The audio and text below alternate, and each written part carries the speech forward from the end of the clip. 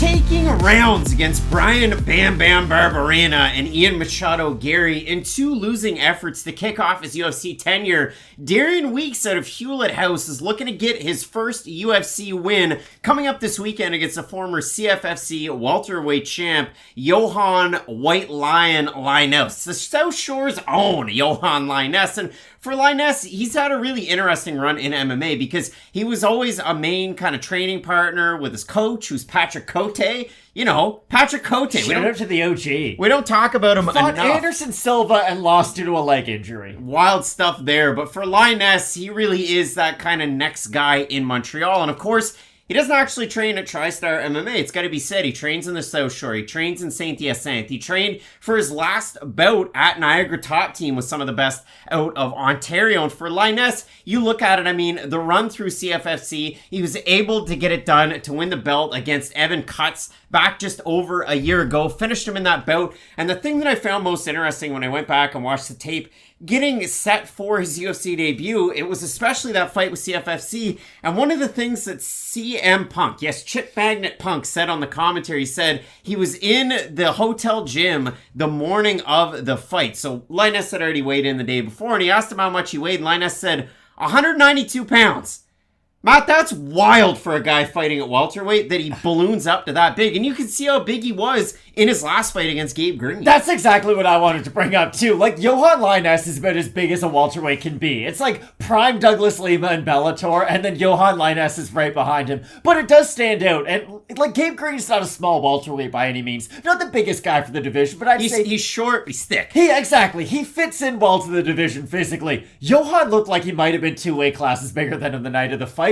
And he does fight like a tall fighter would. He does work behind the jab. He throws a lot of straights. He does have really nice boxing with his hands, and he does have incredible power if he is able to land. The only problem is he'll kind of take some time off to try to set up that one big shot. And on those in-betweens, I wouldn't say he has terrible head movement because at least he moves his head a little bit. But the problem is it's inconsistent, I would say, to best describe it. Like, some shots will get through, and the shots that do get through tend to harm him. And that's something that I do worry about in this matchup against Darian Weeks. Weeks, for me, this is a great reset for him, I think. He had two of the toughest first two fights you could have in the welterweight division upon entering the UFC. Brian Bam Bam Barberena. The guy's fucking 5-0, and they're like, hey, you want to fight Barberena? Who just knocked out Robbie Lawler, a former champion. Like, Brian Barberena knows how to fight, guys. And then, okay, no big deal. Like, you made a good account of yourself. You weren't able to beat him. You want to fight potentially the hottest prospect in the division next?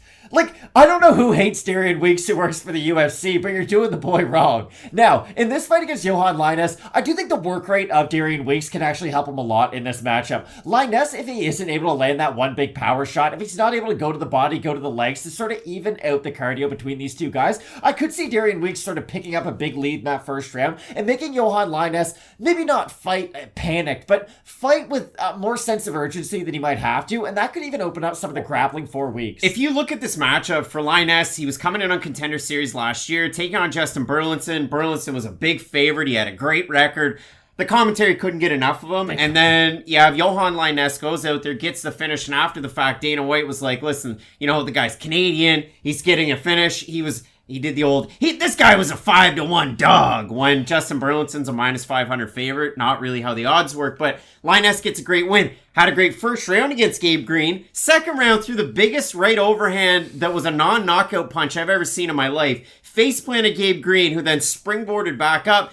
And then Lainesse, after having a good first round and nearly finishing Gabe Green, started to slow down, and that's where Gabe Green was able to kind of pick up on that one. So if you do look at it, you know, getting ready for a matchup like this, it will be interesting to see how he makes out in round 2, round 3, if we make it there. And for Darian Weeks, this guy that had a 15-4 amateur record, IMMAF, was on the kind of forefront for him, getting ready for MMA, 5-0 as a pro. Not really the best level competition, but building yourself up. Originally supposed to compete on last weekend's card, UFC Paris, against Cedric Doumbé, you know, the former 2-time Glory welterweight champion, but the Paris Commission, or the France Commission rather, not that cool. They thought that Doombay's 2-0 MMA record wasn't enough to take on a guy who was 5-2. Needed a little bit more seasoning. That's kind of ridiculous. Like, I could understand if he was fighting, I don't know, Matt Brown maybe. I understand he's near the end of his career. But like Darian Weeks fighting Brian Barberena. Exactly. Like, it's really weird how a 5-fight difference is what they're going to pick and choose between when one guy has such an extensive striking background. But you do look at it 4 weeks. I mean, the 15-4 amateur record, the 5-0 coming into the UFC, 1-1 pro boxing record, and the fight that he lost was a split decision loss to a guy named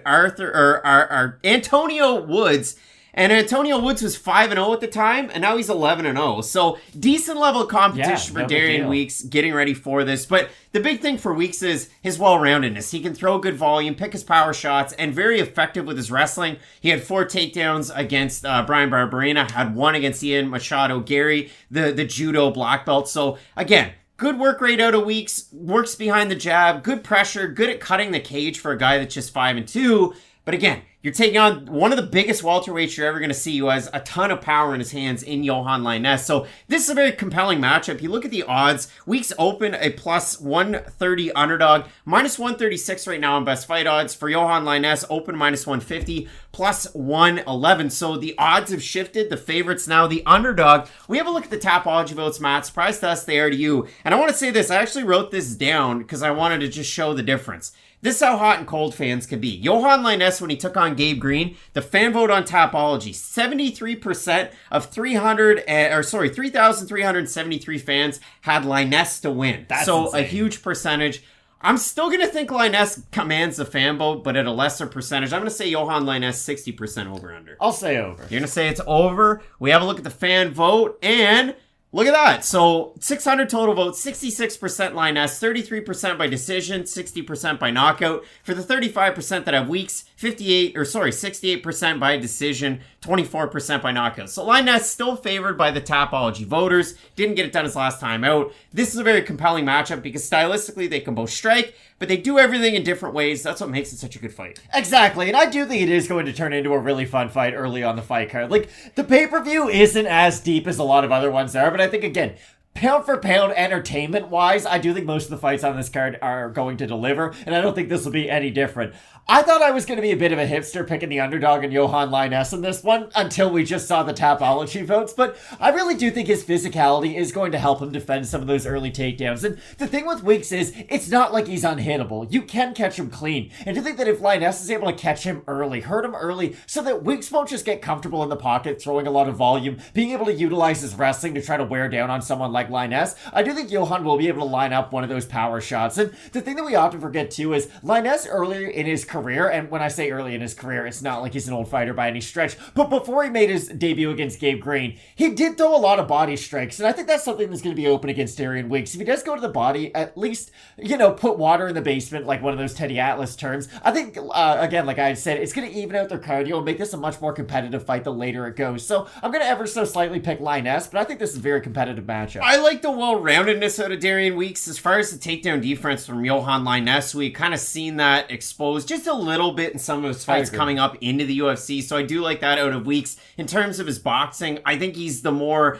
efficient fighter when it comes to the two of these guys, because Yohan Lainesse, kind of like what you saw on last weekend's card, UFC Paris, you saw Alessio Di Chirico just swinging for the fences and punching air, and then in the third round, Kopylov was able to get it done. But if you look at it for Weeks, I look at him more like a death by 1,000 cuts type of fighter. So I like the efficiency out of Darian Weeks. It's kind of weird that the odds have shifted so much, and maybe by the end of the week, I kind of changed my mind, and I do go with Yohan Lainesse. He will have a 2-inch height and 4-inch reach advantage in this fight. We'll see if he can utilize that. He did, for the most part, against Gabe Green until he started to fall down a little bit, and then Green was able to pick up the slack. So we're split on the pick in this fight. I'm not going with the fellow Canadian, South Shore Zone, Varennes' own Yohan Lainesse. I'm going to be going with the man out of Missouri. It is Darian Weeks. It should be a good fight at welterweight. Some big fights coming up, especially the welterweight marquee matchup between Khamzat Chimaev and Nate Diaz. It should be a great one. Keep it locked in with Fight Night Picks, we always say. Let's get into it.